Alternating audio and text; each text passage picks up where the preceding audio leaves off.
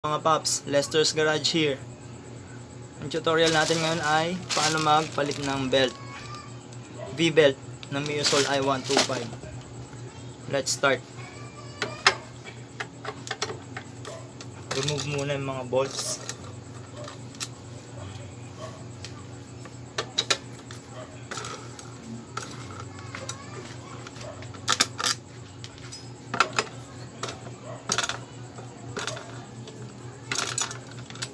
Remove.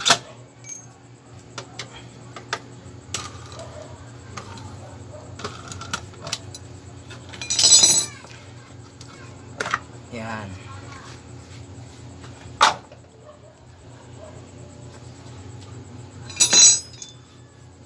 After that, gamit ka ng 8mm T-wrench. Tanggalin itong mga bolts na to para matanggal yung crankcase cover.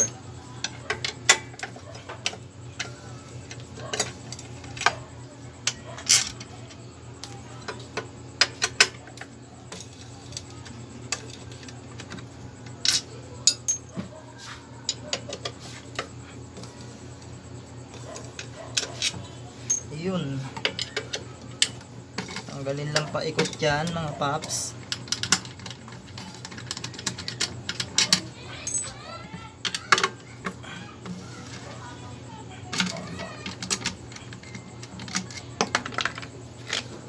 Yan.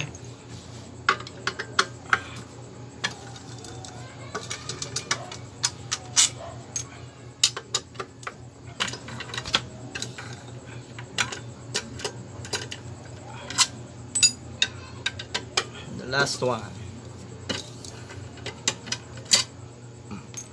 Then i-check kung may naiwan pang bolts.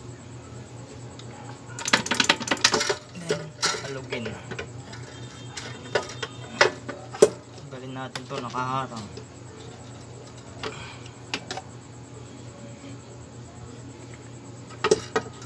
Then remove na ang crankcase cover ng daan-daan. Yan ang crankcase cover.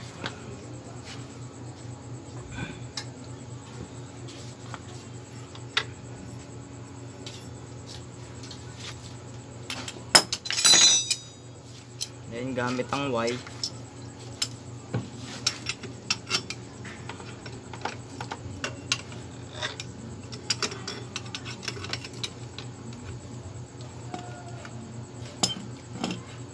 and 17mm na deep socket. Luwangan natin.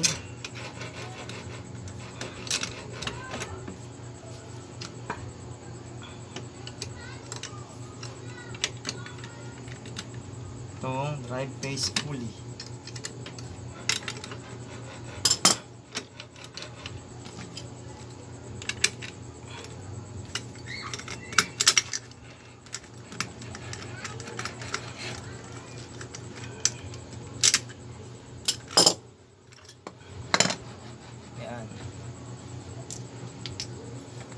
Then, hatakin lang to. Hatakin yung belt.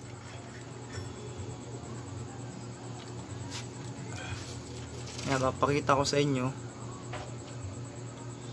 yung itsura pag malapit na maputol ang belt. Yan o. Yan itsura nyan. Palitin na. Ito naman ang papalit natin.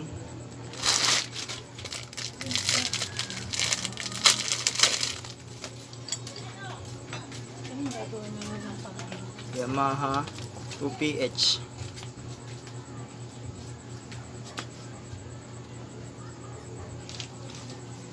Babalik lang uli dito.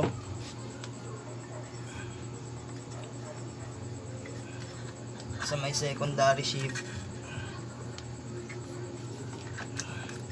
Ito yung lining. Ito yung bell.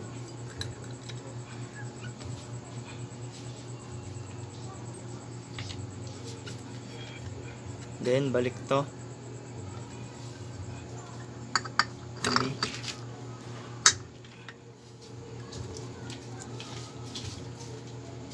Then to.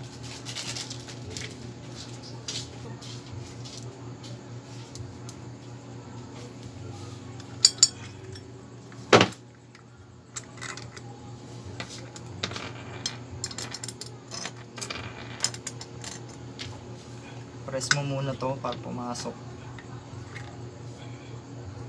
Then lagay.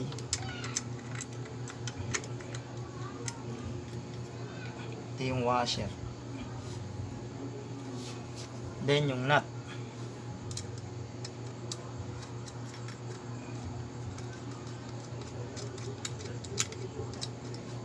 Yun lang. Yan.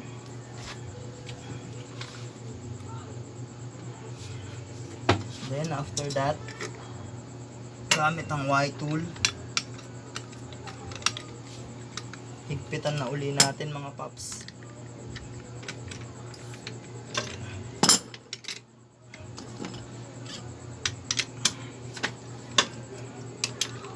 Dahil wala tayong torque wrench,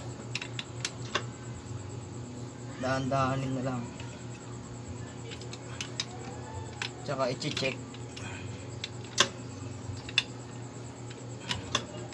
Check ng dahan-dahan.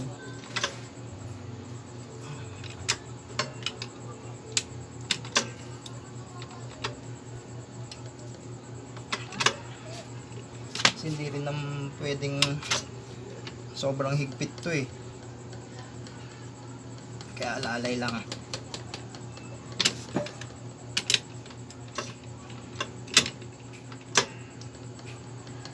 Yan.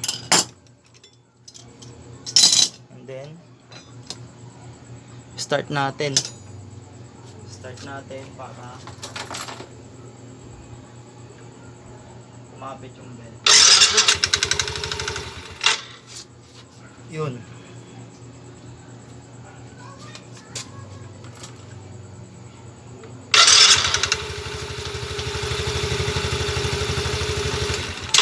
Yan, kumapit na yung belt mga paps. Mahigpit na yan para madaling ikabit yung crankcase.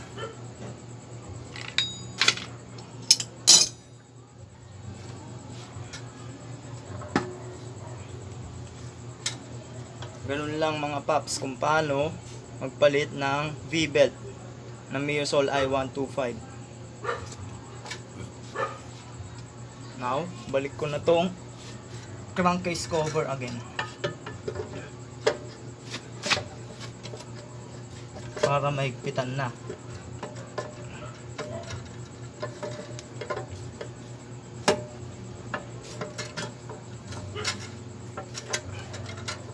Dahan-dahan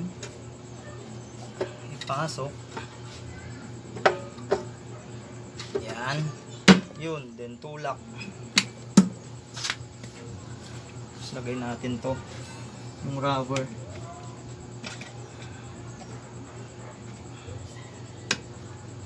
Yan.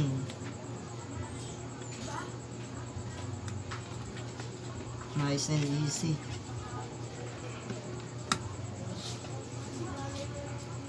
Then, balik ng mga tornilyo.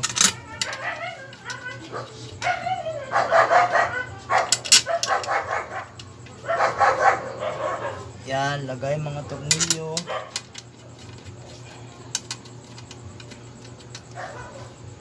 Para madali na lang maghigpit.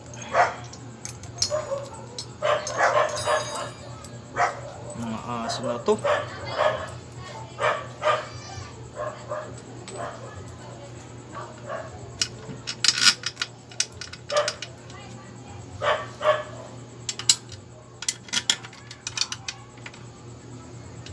Yan. Dapat kompleto pa rin yung mga tornilyo na yan.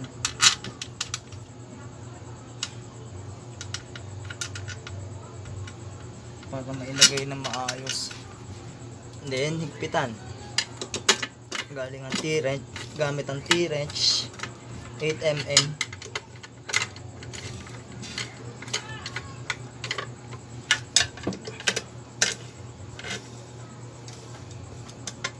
Yun.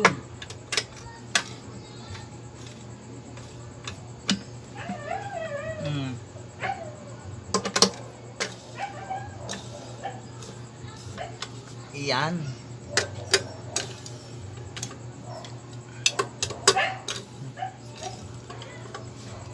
Then, ito pa.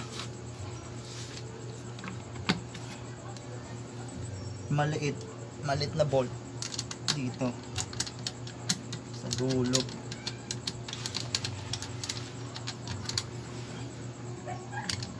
Ma-shoot ah. Yan. Tapos itong mahaba dito naman.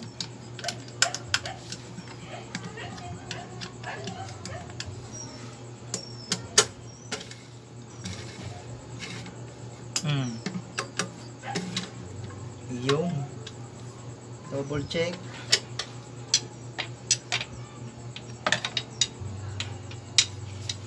Para mahigpitan. Diba? Yung maluluwag pa.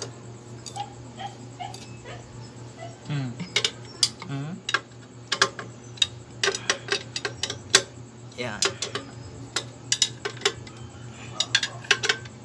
Yan. As you can see, mahigpit na lahat mga paps. Ito naman, balik na.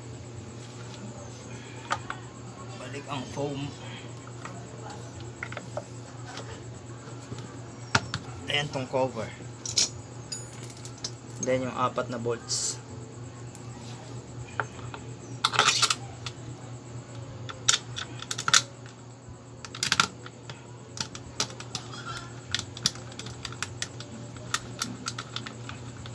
Konting hand tight para hindi ma-loose thread.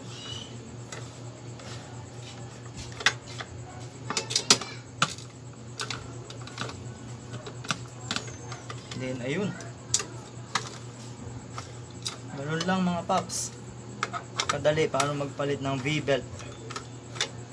Mga automatic na scooters. Gaya nito, Musol I-125.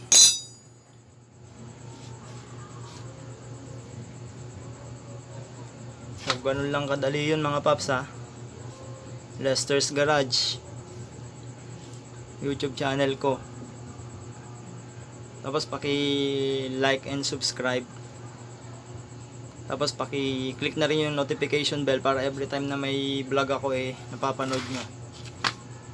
Thanks mga paps. God bless. And thank you.